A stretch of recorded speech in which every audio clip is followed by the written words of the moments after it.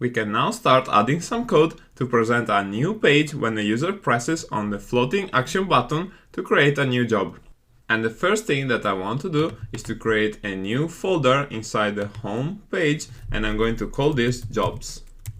And the purpose of this folder will be to contain all the classes that we need in order to manage jobs in our time tracking application. And now that I have this, I can move the jobs page.dart file into this folder, just like this. Next, I want to create a new Dart file called add job page.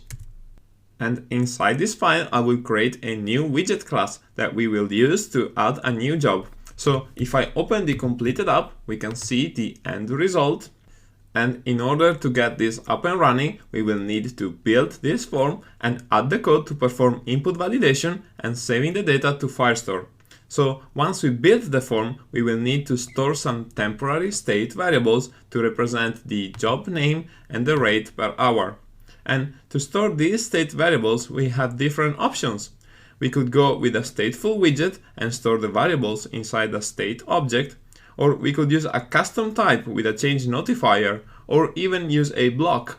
However, for now I want to keep things simple, and I'm going to suggest that we create a stateful widget, and we will see if this is the right choice as we make progress.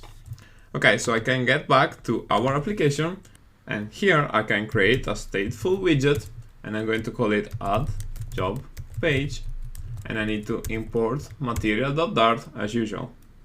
And then I can move to the build method, and in here I want to return a scaffold because this widget will be used to show a page with a top application bar. So here I can add an up bar with up bar. I'm going to give it an elevation of 2 points and a title with text of new job, like this. And then I want to add some code so that I can present this page when the floating action button is pressed.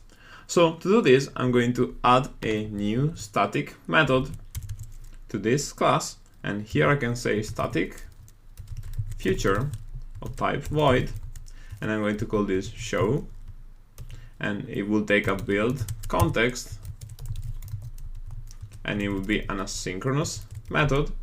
And in here I can type in await and then navigator of context push, and here I can add a new material page route, and the builder will take a context and it will return our add job page, like this.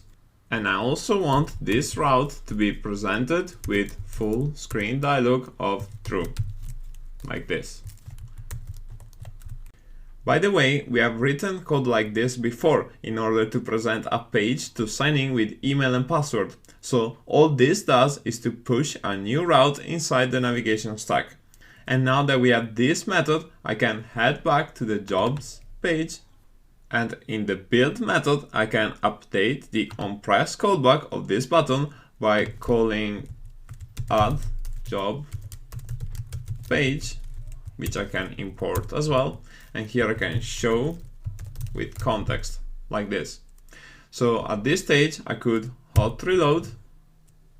And then if I press on the floating action button, I can see that the new job page is presented. And before we move on, I just want to point out that all we have to do to present the job page is to call add job page.show over here.